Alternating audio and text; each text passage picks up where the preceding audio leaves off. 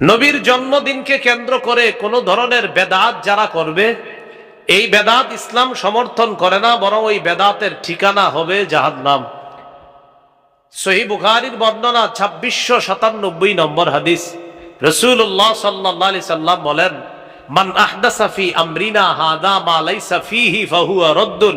আমাদের এই পূর্ণাঙ্গ শরীয়তের মধ্যে ইবাদতের নামে সওয়াবের আশায় যদি কেউ নতুন কিছু আবিষ্কার করে, এটার নাম হবে বেদাত, এটা প্রত্যাখ্যান করা হবে। আবু দাউদের বর্ণনা 4607 নম্বর হাদিস। রাসূলুল্লাহ সাল্লাল্লাহু আলাইহি সাল্লাম বলেন, ইয়াকুম আল মুহদাসাত। ইসলামের মধ্যে, শরীয়তের মধ্যে নতুন কিছু আবিষ্কার করা থেকে বাঁচো। ফাইন্না কুল্লা মুহদাসাতিন বিদআ। প্রত্যেক বেদাত পথভ্রষ্টতা, প্রত্যেক নতুন আবিষ্কার বেদাত। ওয়াকুল্লা সাল্লাম মদিনায় আগমন করলেন। ওয়ালাহুম ইয়াউমান ইয়ালআবুনা ফীহিমা। মদিনায় এসে দেখে মদিনার মানুষ নির্দিষ্ট 2 দিনে খেলাধুলা করে। ফাকালা রাসূলুল্লাহ সাল্লাল্লাহু আলাইহি ওয়াসাল্লাম, মা হাযানিল ইয়াউমা। আচ্ছা, এই 2 দিন কি তোমরা খেলো কেন? তারা জবাব দিলেন, কুন্না নালআবু ফীহিমা ফিল জাহিলিয়াতি ইয়া রাসূলুল্লাহ। জাহিলি যুগে আমরা এই 2 দিনে খেলাধুলা করতাম। নবীজি জবাব দিলেন, ইন্নাল্লাহা কদ আবদালাকুম বিহিমা খায়রাম মিনহুমা ইয়াউমাল আযহা ওয়া ইয়াউমাল ফিতর। আল্লাহ তাআলা তোমাদের জন্য এই 2 দিনের পরিবর্তে রমজানের পরে ঈদুল ফিতর, জিলহজের 10 তারিখে ঈদুল আজহা নামে অতি উত্তম 2টি দিন তোমাদেরকে ঈদ হিসাবে আল্লাহ দান করছেন। তাহলে মুসলমান হিসাবে বলেন তো, ইসলামের ঈদ কয়টা? 2টা। বলেন, ইসলামের ঈদ কয়টা? 2টা। সহিহ বুখারীর 963 নম্বর হাদিস। হাদিসের বর্ণনাকারী আব্দুল্লাহ ইবনে ওমর রাদিয়াল্লাহু তাআলা আনহুমা তিনি বলেন, কানা রাসূলুল্লাহ সাল্লাল্লাহু আলাইহি ওয়াসাল্লাম ওয়া আবু বকর ওয়া উমর ইউসাল্লুনাল ঈদাইনি ক্বাবলাল খুতবাহ। নবীজি, আবু বকর এবং ওমর তারা সবাই খুতবার আগে 2 ঈদের নামাজ আদায় করতেন। কয় ঈদ? কয় ঈদ? নবীজি কয় ঈদের নামাজ পড়তেন? আবু বকর ওমর কয় ঈদের নামাজ পড়তেন? 2 ঈদের নামাজ পড়তেন। আবু দাউদের 1148 নম্বর হাদিস। জাবির ইবনে সামুরা রাদিয়াল্লাহু তাআলা আনহু বলেন, সাল্লাইতু মা'আন নবী সাল্লাল্লাহু আলাইহি ওয়াসাল্লাম গায়রা মাররাতিন ওয়ালা মাররাতাইন আল ঈদাইন বিগাইরি আযানিন ওয়ালা ইকামা। আমি নবীর সাথে একবার 2 বার নয়, অসংখ্য অগণিত বার আযান ইকামত ছাড়া 2 ঈদের নামাজ আদায় করেছি। 3টি হাদিস পেশ করলাম। বলেন, 3 হাদিসে ঈদ পাইলাম কয়টা? তাহলে ইসলামে ঈদ কয়টা? 2টা। রয়ে গেল ঈদে মিলাদুন নবী। তাহলে এটা কোত্থেকে আসে? ঈদে মিলাদুন নবী। দেখেন, আপনারা যারা পালন করেন, আমি কিন্তু একবারও কিচ্ছু বলি নাই, খালি বলছি কোত্থেকে আসলো। বলেন সবাই আমার সাথে, 604 হিজরি। ইরাক দেশের মসুল শহরের বাদশাহ আবু সাঈদ মুজাফফর সর্বপ্রথম আবুল খাত্তাব ওমর ইবনে দিহিয়া নামক জনৈক আলেমের মাধ্যমে সর্বপ্রথম নবীর জন্মদিনকে কেন্দ্র করে ঈদে মিলাদুন নামে একটা ঈদের সূচনা করেছে। বলেন তো কত হিজরিতে? কোন দেশে? শহরের নাম মুসুল, বাদশার নাম আবু সাঈদ, যার মাধ্যমে শুরু করছে তার নাম আবুল খাত্তাব ওমর ইবনে দিহিয়া। সর্বপ্রথম নবীর জন্মকে কেন্দ্র করে। বলেন তো কত হিজরিতে শুরু হয়েছে? এখন আমার কথা, নবী দুনিয়া থেকে বিদায় নেওয়ার 604 বছর পর্যন্ত যেটা ছিল না, সেটা আপনি পালন করবেন কিনা? শরীয়তে জিজ্ঞাসা করার আগে আকলকে বলবেন, প্রিয় আকল তুমি কি বলো? আকলকে জিজ্ঞাসা করবেন, আকল তুমি কি বলো, এটা কি পালন করা ঠিক হবে কিনা? এই হলো আপনার মিলাদুন নবীকে কেন্দ্র করে ঈদ পালনের সূচনা। নবীর জন্মদিনকে কেন্দ্র করে কোন ধরনের বেদাত যারা করবে, এই বেদাত ইসলাম সমর্থন করে না, বরং ওই বেদাতের ঠিকানা হবে জাহান্নাম। সহিহ বুখারীর বর্ণনা 2697 নম্বর হাদিস। রাসূলুল্লাহ সাল্লাল্লাহু আলাইহি সাল্লাম বলেন, মান আহদাসা ফি আমরিনা হাদা মা লাইসা ফীহি ফাহুয়া রাদ্দুন। আমাদের এই পূর্ণাঙ্গ শরীয়তের মধ্যে ইবাদতের নামে সওয়াবের আশায় যদি কেউ নতুন কিছু আবিষ্কার করে, এটার নাম হবে বেদাত, এটা প্রত্যাখ্যান করা হবে।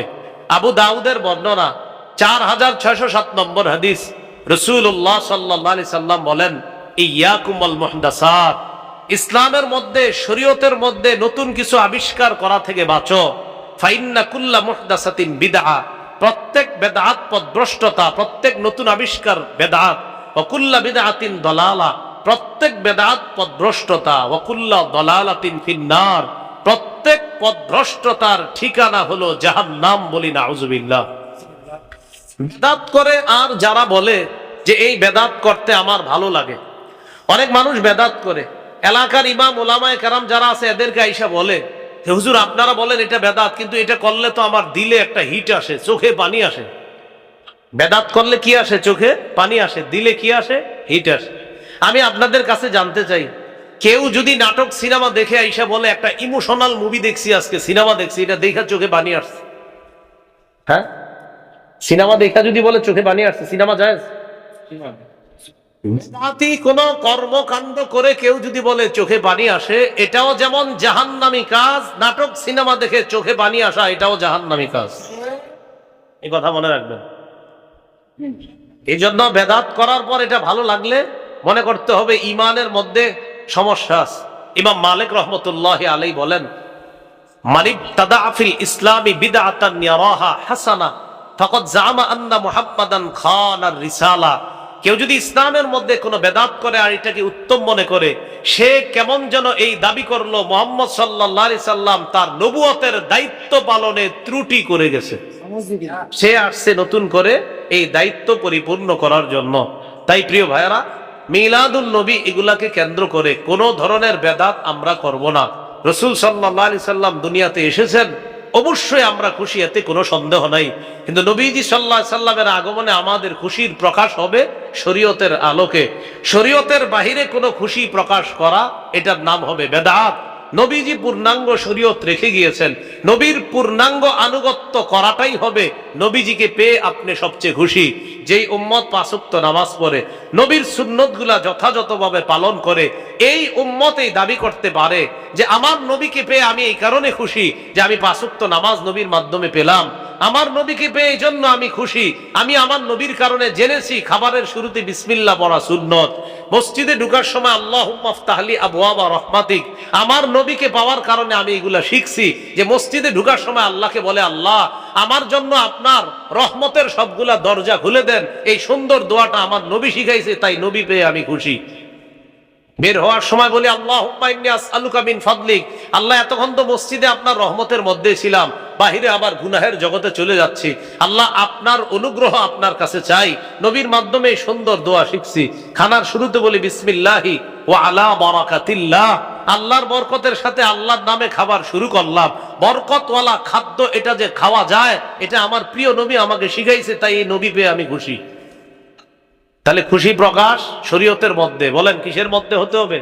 শরীয়তের মধ্যে। আল্লাহ তাআলা আমাদের সকলকে রাসূলুল্লাহ সাল্লাল্লাহু আলাইহি সাল্লামের সুন্নাহ মোতাবেক আমাদের জীবন যেন আমরা সাজাতে পারি, কাটাতে পারি, আল্লাহ তৌফিক দান করেন। নবীজির দেহ মুবারকের যে বর্ণনাগুলো দেওয়া হলো, এই বর্ণনাগুলা সবাই আমরা কল্পনায় আনার চেষ্টা করব, আল্লাহ তৌফিক দান করেন। আমার সংকলন মিম্বরের আমানত যাদের কাছে আছে, প্রথম খণ্ডে আপনারা এই বর্ণনাগুলা পাবেন। প্রথম খণ্ডে একদম মাথা থেকে পা পর্যন্ত বর্ণনাগুলা মিম্বরের আমানত প্রথম খণ্ডে পাওয়া যাবে। ওদের গাড়িতে প্রথম খণ্ড যদি থেকে থাকে আপনারা এখান থেকেও সংগ্রহ করতে পারেন, না থাকলে অনলাইনে সার্চ করে ওখান থেকে সংগ্রহ করে নিতে পারবেন ইনশাআল্লাহ। 6 খণ্ড থাকার কথা মিম্বরের আমানত, যদি 6 খণ্ড থাকে 6 খণ্ডে নিয়ে নেওয়ার চেষ্টা করেন। প্রতিটা খণ্ডে আলাদা সাজানো। প্রথম খণ্ডে সন্তানের 64টা অধিকার, এর মধ্যে মা তার সন্তানকে পেটে নিয়ে কি ভাবনাগুলা করা যায়, এই জায়গায় রাসূল সাল্লাল্লাহু আলাইহি সাল্লামের এই আলোচনাগুলো আনা হয়েছে। দ্বিতীয় খণ্ড শিরিক, বেদাত, কুফর, তাওহীদ, এর মধ্যে আজকের এই জন্মদিন কেন্দ্র করে যে বেদাতগুলা করা হয় এই আলোচনাগুলা পাবেন। তৃতীয় খণ্ডে হলো হালাল হারাম সুদ সম্পর্কে। চতুর্থ খণ্ডের আলোচনা স্বামীর 24টি অধিকার, স্ত্রীর 19টি অধিকার। পঞ্চম খণ্ডের আলোচনা হলো লা ইলাহা ইল্লাল্লাহর ব্যাখ্যা। ষষ্ঠ খণ্ডের আলোচনা নামাজ সম্পর্কে। যাদের প্রয়োজন হবে গাড়ির কাজ না ভেঙে গাড়ি থেকে সংগ্রহ করতে পারেন। আচ্ছা আগে বলবেন তো ভাই, আমরা বসি একটু বসি। মাহফিলের জন্য একটু আমরা দান করি, রুমাল যাবে, রুমালের মধ্যে আমরা দান করি।